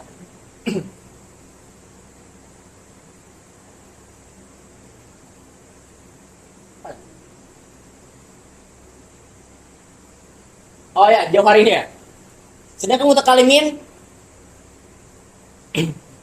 jauhar farad ya cuma jauhar farad aja. Habis itu apa yang setelahnya datang gitu ya. Jadi pembagian yang menganggap jauhar sebagai jins itu pembagian berdasarkan mutakallimin. Gitu ya. Karena bagi falasifah nanti terbagi menjadi 5 tadi. Ada yang bilang 5, ada yang dibagi menjadi 7 atau dibagi menjadi 3. Di antara falasifah pun ada perbedaan. Ada perbedaan antara masyai'in, ada muasirin, panjang lagi nantinya. Jangan stres dulu ya, gitu ya. Intinya ini kita anggap jins, ya, jins. Oke? Yang paling ujung sini udah bukan jins namanya. Ini now. Oke. Now. Lihat batasannya. Jins dari ujung atas sampai ke hayawan atau hasas. Oke? Now turun satu tingkat ke bawah. Jadi pahami? Sesuatu terbentuk itu antara ini aja, jaring-jaringnya itu gini aja. Ini digabung ke sini, ini ke sini, ini ke sini, maka terjadi sesuatu. Itu adalah pokok untuk membentuk sebuah definisi. Yang paling atas namanya alim atau ba'id. Paling bawah namanya qarib atau safil. Di tengah-tengah namanya mutawasit. Yang mana nanti di tengah-tengah ini berarti yang tengah-tengah apa? Yang paling ujung yang jins doang nggak kena nau ini ya. Yang paling ujung sini nau doang nggak kena jins. Nah di tengah-tengahnya ini berarti idofi. Apa maksudnya? Ini bisa dikatakan jins, bisa dikatakan nau. Ini bisa dikatakan jins, bisa dikatakan nau. Ini juga bisa dikatakan jins, bisa dikatakan nau. Sesuai nisbahnya. Oke, itu dulu pembuka. Sekarang kita baca. Bismillah. Wal jinsu arba'atu aqsamin. Alin, ingat tadi ya. Wal jinsu al bait istilahnya boleh juga. Kok bilang bait? Bait dari mana Ustaz? Bait daripada nau hakiki misalnya. Alin karena dia tinggi. Gampang ya cara memahaminya ya. Wa huwa allazi tahtahu jintun, di bawahnya ada jins. Wa laysa fawqahu jintun, berarti di atasnya tidak ada jins. Oke? Dia puncak. Ya. Kal jauhar alal qaul bi jinsiyatihi. Nah, yang menganggap jauhar itu sebagai jins. Berarti apa yang siapa yang bilang mutakallimin. Gitu ya. Karena bagi falasifah nanti tadi sudah kita bahas ya terkait jauhar indal mutakallimin sudah tadi ya. Habis itu jauhar nal falasifah yang 5 tadi, yang ada hayula atau madda, ada surah, jism dari yang mana dari madda atau hayula digabung dengan surah terbentuknya jismu tabi'i. Ini kalau bingung nggak apa-apa, di skip aja. Yang penting kan sampaikan dulu ya. Terbentuk menjadi sesuatu yang bernama jismu tabi'i. Nanti ada sesuatu yang abstraksi atau mujarrad, la hal wala mahal, itu ada akal dan nafas. Nah, kalau dibilang ada 5 yang paling banyak indal jamaah ya. 5, ada yang bilang terbagi menjadi 3 doang. Ada yang bilang itu ntar dibagi menjadi 7. Khilaf nantinya. Terus yang sekarang yang dikhilafkan adalah terkait apa? Jinsul ajnas atau puncak daripada jins itu sendiri, gitu ya. Puncak jins bagi falasifah, ini kan tadi indal mutakallimin ya. Bagi falasifah, Yang namanya puncaknya itu bisa apa? Di antara mereka ada yang bilang wujud. Jadi yang paling puncak tuh bukan jauhar, tapi wujud. Nah, tapi ini ntar di rot. Yang sebutkan aja langsung itu rotnya. Di rot, apa rotnya? Antum masih ingat konsep mutawati sama mutasyakik gak? Pertanyaannya wujud itu mutawati atau mutasyakik?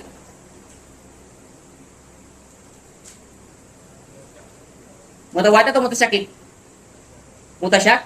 Mutasyakik ya. Karena ada wujud kita dan wujud Allah. Wujud di zatihi, wujud li ghairihi ya. Berarti wujud itu musyakik atau mutasyakik gitu. Nah, di sini ada masalah ketika falasifah menganggap bahwasanya jinsul ajnas itu sebagai wujud. Karena nanti akan masuk wujudnya Allah juga. Nah, di situ nanti yang jadi masalah gitu ya.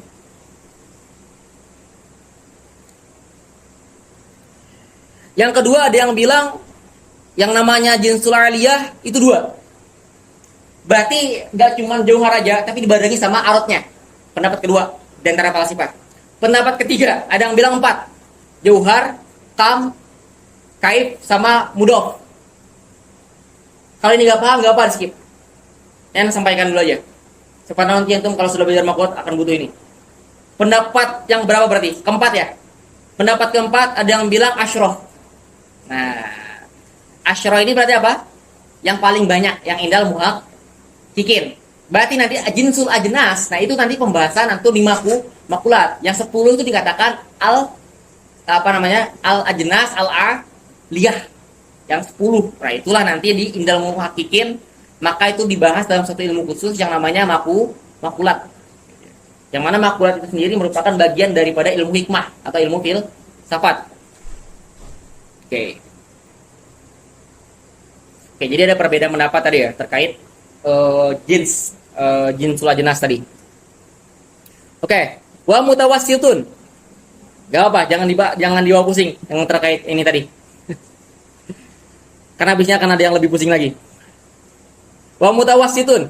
Bahwa walazi fauquhu jinsun, ya, di atasnya ada jinsnya mutawassit, di atasnya ada jins, ada jauhar, berarti yang bawah ya. Ya. Walaisa tahtahu jinsun. Ya. Asri, wa tahtahu jinsun. Bawahnya juga ada jinsun. Berarti ini ada jinsun enggak bawahnya? Ada. Berarti ini mutawassit. Ada jinsun enggak bawahnya? Enggak ada. Nah, berarti mutawassit itu cuma sampai mana? Cuma sampai dua ini aja. Oke. Makanya saya katakan kal jismi'an nami. Ya ini kan, pakai istilah jismu nami kan? Atau juga bisa dikatakan al jismu al mutlak. Ya.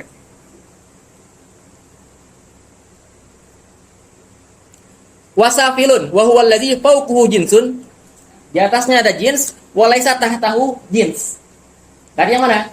Bawahnya udah bukan jins. Berarti bawahnya nau. Yang di atas nau, pas di atas nau apa? Hayawan. Berarti hayawan sebagai apa? Al-jinsu asa safil atau al-jinsu al-qorib. Wa huwa allazi fawquhu jinsun wa laysa tahtahu jinsun kal hayawan. Nah, ini hayawan tadi ya. Li'anna allazi tahtahu anwa, di bawahnya ini nau. Ya, anwa la ajnas.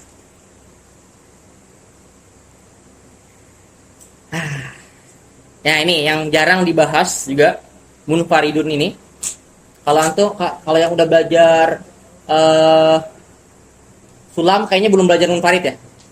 Ada yang sudah belajar al-jinsul munfarid belum? Belum ada ya? Ini fokus di sini nih. Sini akan menguras sedikit tenaga karena akan masuk kepada makulat. Oke. Jadi yang anda visualkan sini ini mencakupi apa? Ada yang ali ya atau ba'id, ada yang mutawasid, ada yang qorib atau safil. Nah, munfarid itu dia nggak masuk dalam visual ini. Jadi dia masuk sendiri di sini. Misalnya sini.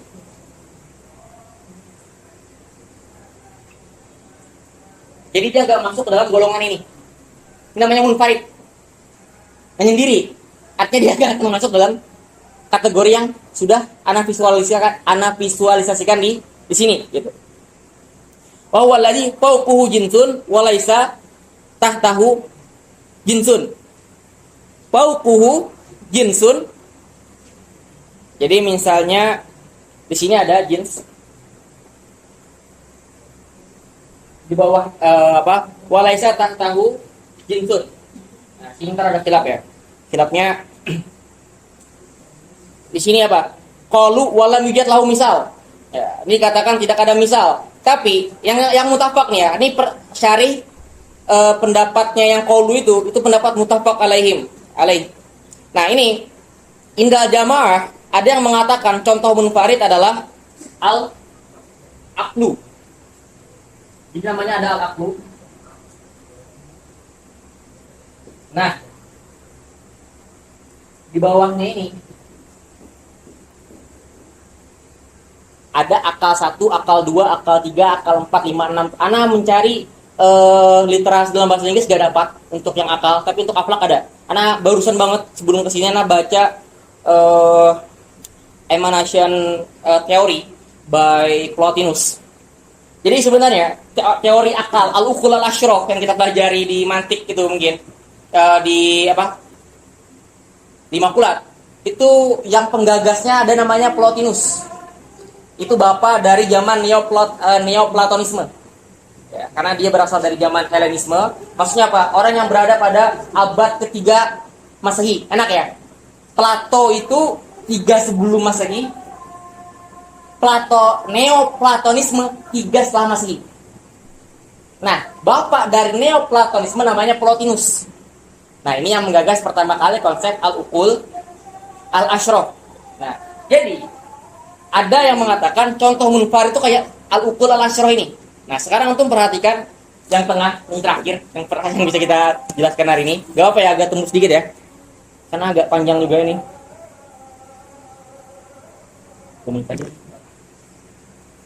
Jadi Plotinus itu abad 3. Islam kira-kira masuk Masehi abad berapa kira-kira kemarin yang di awal sudah pernah kita bahas?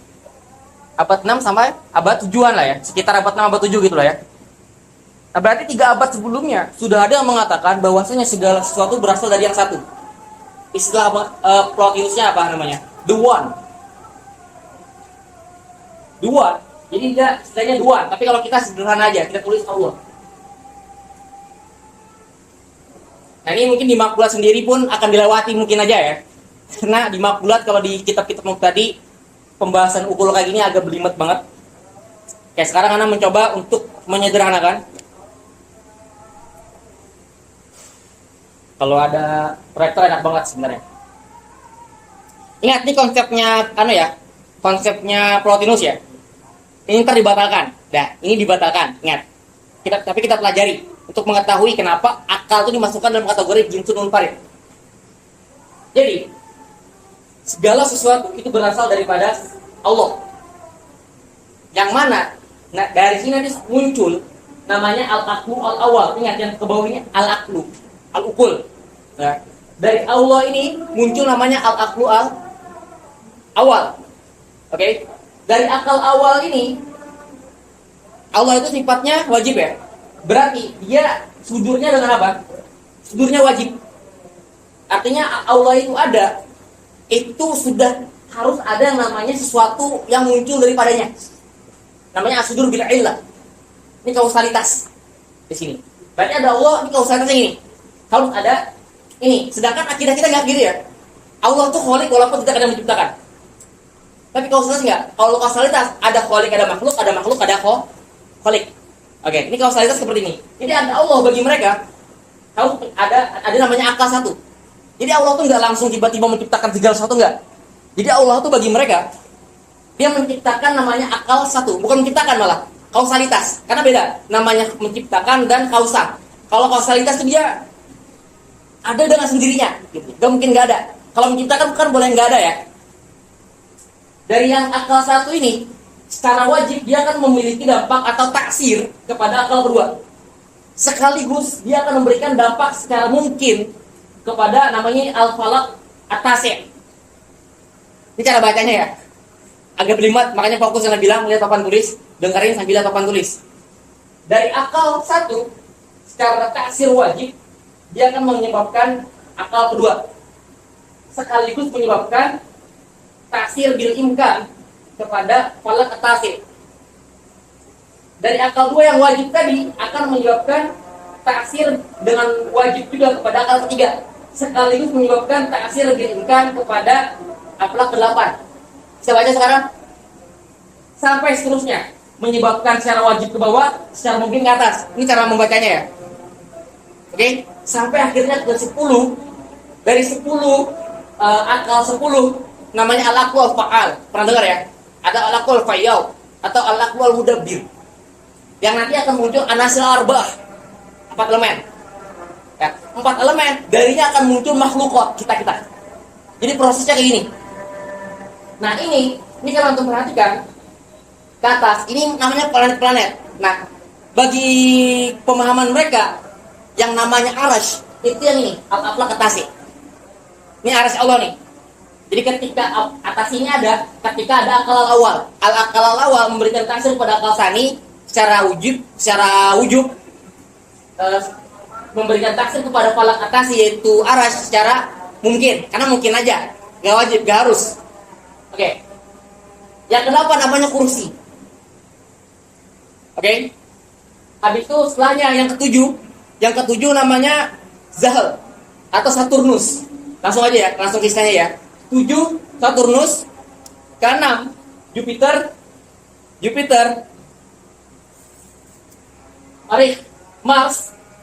Mars, matahari itu keempat, al-falak ar-rabi, matahari asyams, al-falak asalis itu Zahroh atau Venus, al-falak asani itu Merkurius atau al-falak al-ashir ini al-qamar, bulan.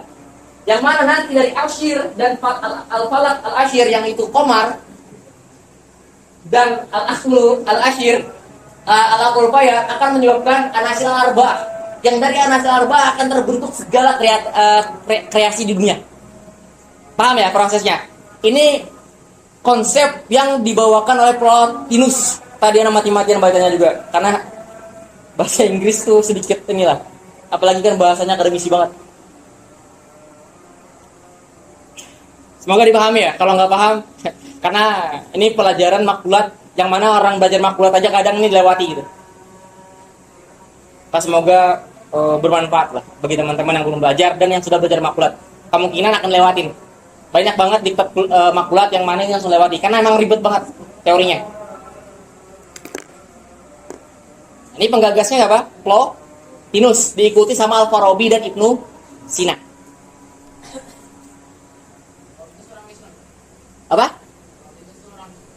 Orang apa? Islam apa sebenarnya? Nah, makanya Anda bilang the one itu udah dari dulu. Konsep the one itu. Bahkan katanya nih Anda dengar-dengar juga ada ini Profesor Manacemali juga Anda pernah ikuti podcastnya beliau sama siapa lagi Anda lupa, beberapa itu. Yang mana Jawa itu katanya, bahkan manusia di Jawa, orang Jawa itu nenek moyangnya itu lebih tua daripada Nabi Adam. Ya, walau-walau ya, ini yang Anda dengar ya gitu ya. Pokoknya jadi ada bahkan teori-teori yang kayak apa sih namanya, kapitayan ya orang Jawa itu. Yang Jawa Tengah, ada orang Jawa Tengah enggak? Tahu kapitayan gitu enggak? Anak bukan orang Jawa soalnya. Kapitayan itu katanya dari dulu udah menyembah yang satu gitu. Sebelum ada Islam ada, kapitayan udah ada. Artinya konsep duan, ya itu udah ada dari dulu. Oke. Kemarin juga dibahas tuh yang podcast terbarunya Ramai Rama sama Profesor Manacemali itu. Itu asik juga tuh, terkait pemahaman apa. Ternyata Yahudi juga dari dulu duan juga. Secara tekstualnya, ya. Nasrani juga sama, seperti itu juga. Mengacu pada teks mereka yang asli ya. Ini kalau antum ada yang bertanya wajar ya. Jadi untuk sekarang pahami itu aja dulu. Proses, ini namanya proses emanasi. Kalau pengen baca di jurnal atau di Google, tulis aja emanation theory by Plotinus. Ada banyak tulisan bahasa Inggris sana. Kalau pengen bahasa Arabnya langsung, ana belum baca yang bahasa Arab. Apa? Gak ada. Ana udah baca makulatnya Ustaz Nuruddin nggak dibahas juga. Bahkan di makulat Ustaz Nuruddin juga nggak dibahas sama sekali terkait pukul asyara ini. Makanya dibilang ini banyak lewati.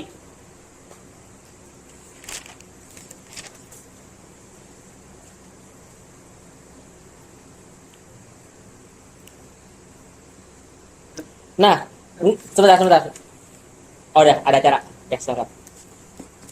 Nah, nanti di sini apa yang jadi masalah? Setelah antum tahu semua ini ya, setelah antum tahu semua tadi yang menjelaskan terkait teorinya Plotinus ini, atau bahasa Arabnya itu apa ya, bahasa Arabnya Plotinus ya? Mirip-mirip kayak Plato juga,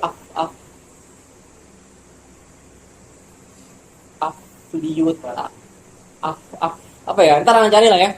Lupa nama bahasa Arabnya apa. Nah, ini kan akal, berarti bisa jadi ada 10 kan? Berarti dia akal apa? Kuli. Makanya dibilang akal ini kalau kuli berarti dia jins, di bawahnya nau. Yang khilaf di sini. Atau kedua, dia nau, di bawahnya askos. Dipahami ya? Makanya dibilang munfarid, artinya ini enggak termasuk dalam gambaran visual yang ini tadi. Sajarah Varius. Karena tadi dia kuli, nah karena dia apa ya? Kalau kuli berarti harus masuk dalam 5 kategori ini loh. Kuliatul Khamas. Maka di mana masuknya? Di situ yang khilaf nanti. Nah, Ana nggak dapat, belum baca lebih lanjut terkait, karena akan lebih pusing juga antum kan ya kalau Ana bahas terkait ini juga.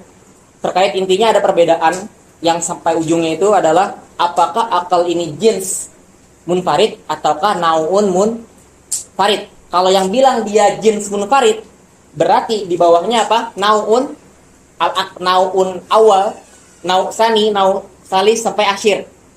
Kalau dia bilang, kalau yang berpendapat bahwasanya akal itu nau, berarti di bawahnya afrod kan?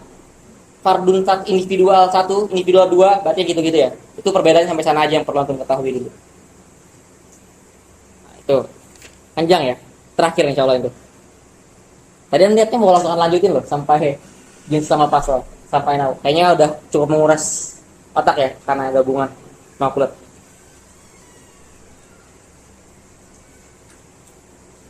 Oke. Cukup ya? Capek kan? Silahkan.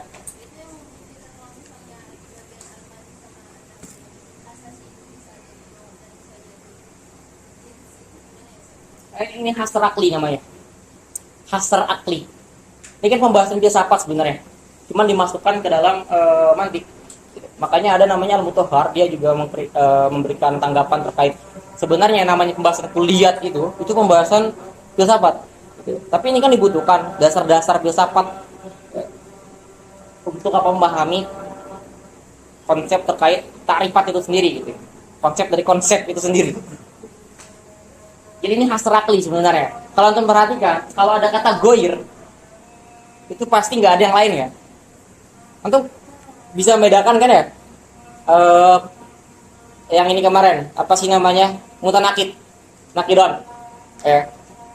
Kalau beda sama didun, adit sama tanakut beda. Ini dalam konsep tanakut. Artinya kalau nggak ini ya ini. Artinya ini nunggu hasil. Gak mungkin ada nanti ketiga. Gak mungkin ada keempat. Saat ini bukan madi. Berarti dia geru madi apa? Ini apa misalnya? Ini spidol atau bukan spidol? Ini apa misalnya? Ini pulpen atau bukan pulpen? Itu bukan pulpen, Ustaz. Itu spidol, Ustaz. Berarti bukan pulpen dan bukan spidol. Enggak gitu. Kalau dia ini pulpen, berarti pulpen masuk dalam kategori bukan. Gimana tadi? Ini spidol. Sorry. Gimana ya biar mudah ya? Sebentar. Ini spidol kan ya? Sekarang anggap pertanyaan Ana salah, keliru. Ini pulpen atau bukan pulpen? Jawabannya bukan keduanya, Ustaz, misalnya. Jawabannya adalah ini adalah spidol. Spidol itu bukan pulpen. Berarti udah munhasir dalam pertanyaan itu. Berarti jawabannya apa? Bukan jawabannya dengan ini spidol, tapi itu bukan pulpen. Nah, sama gini, ini munhasir juga berarti. Oke? Ada lagi. Oke ya. Ini kita akan seperti ini sampai 2-3 pertemuan ke depan. Maka ana harap ini antum pahami dengan baik, terutama yang ini. Kalau ini insya Allah untuk pertemuan kali ini aja. Karena ntar ini untuk pelajari 5 bulan. Jadi yang tadi mungkin agak pusingnya sejam, 2 jam mungkin nggak ada ya. Karena kita nggak nyampe 2 jam nih tadi. Kalau agak pusing di sini, nggak apa-apa di skip dulu. Nanti kalau antum sudah masuk kepada udah belajar makulat, silakan antum murojaah lagi, ingat di pertemuan ke-9. Maka antum akan lebih paham makulat ketika antum paham mantik, dan antum akan lebih paham mantik ketika antum paham makulat. Karena keduanya akan saling membantu nantinya. Pas juga ya.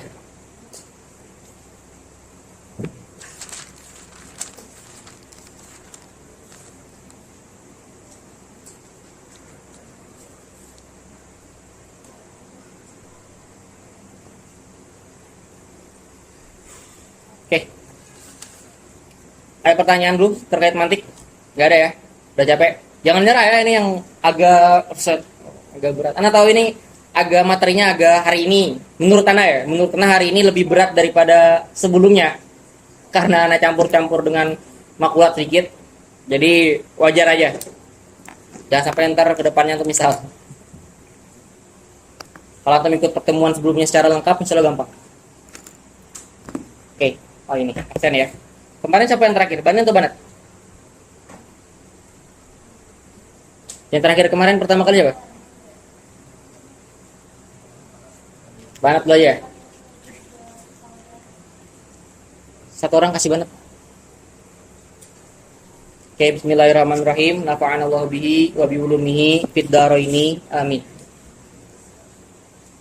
Itu absen dulu. Soalnya kalau nggak absen nanti orang langsung.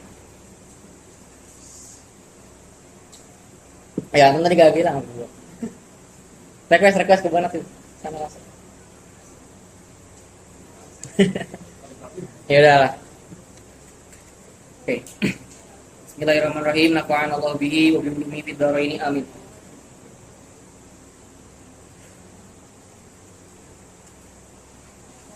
Aslu kulla maksiatin wa ghaflatin wa syahwatin ar-ridha 'anil nafsi. Akar, asal segala maksiat, lalai dan syahwat adalah ar-ridha 'anil nafsi. Meridhoi hawa nafsu, atau dalam artian apa? Memuaskan hawa nafsu.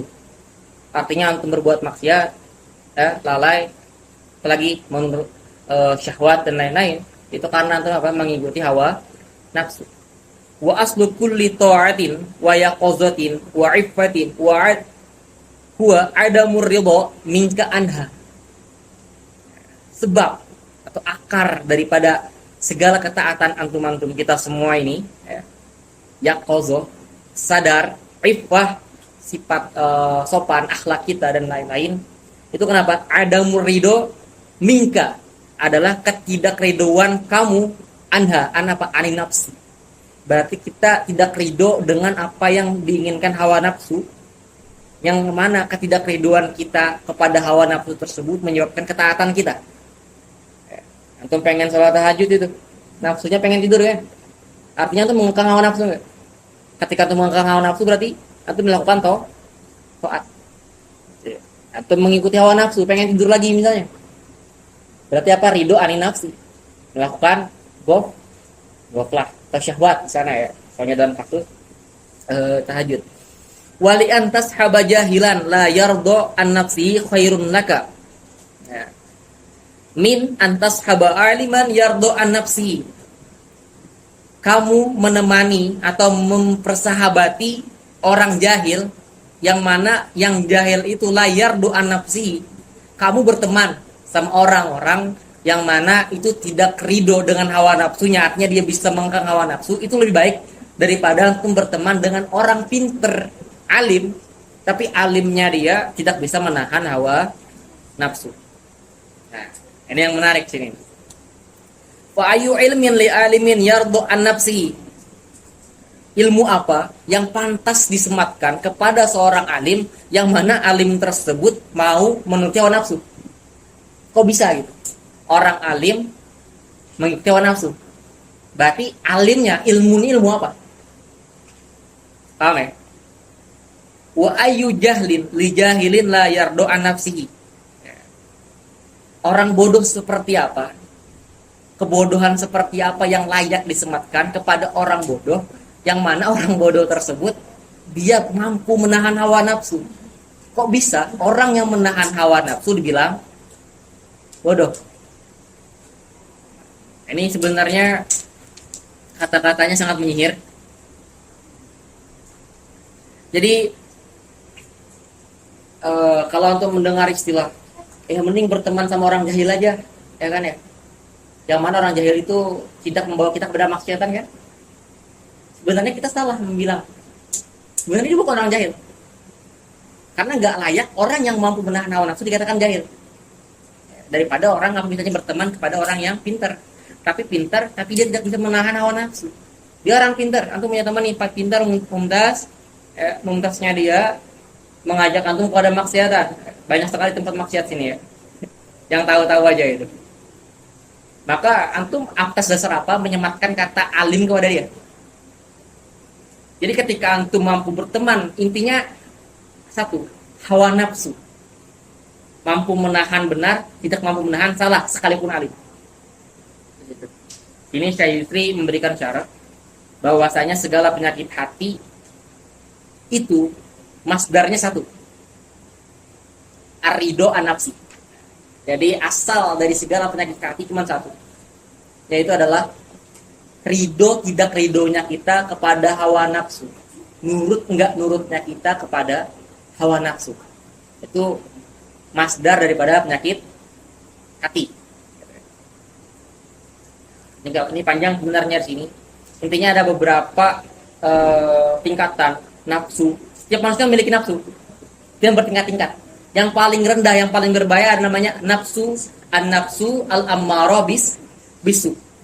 Antum jihad bisa menahan, dia tarokko akan masuk kepada nafsu al-lawamah. Lawamah itu masih jelek.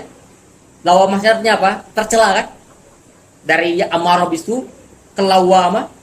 Dari lawamah bisa menahan, taroki lagi ke mulhamah, mulai terilhami. Dari mulhamah meningkat lagi rodiyah. Apa maksudnya rodiyah? Rodi an robbi, mau menerima segala keputusan Tuhannya. Setelah dia rodiyah, mardiyah. Makanya doa kita rodiyatan mardiyah. Setelah dia mardiyah, kenapa dikatakan mardiyah?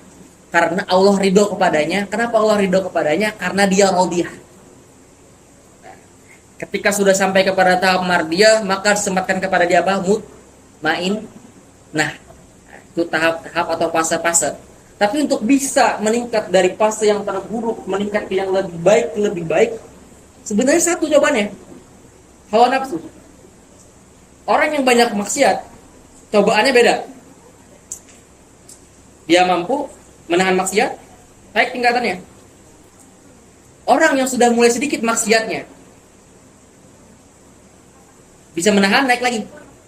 Sampai orang yang sudah dikatakan alim, ada jawaban nggak? Ada. Kalau dia nggak mampu menahan nafsunya, bisa turun lagi. Jadi porosnya itu berkitar di pada ar-ridhoan nafs. Nafsu itu karena kadang orang pintar tuh mencari-cari dalil atas segala tindakannya. Ini yang paling berbahaya. Ketika antum sudah nyampai ke derajat alim, terus karena antum alim cari-cari dalil untuk membenarkan apa? Perbuatan antum. Nah ini yang paling berbahaya. Maka dia bukan alim, tapi dia jahil. Ya. Karena nggak ada orang yang layak dikatakan alim ketika dia tidak mampu melawan hawa nafsunya. Ini cara dari Syekh Yusri.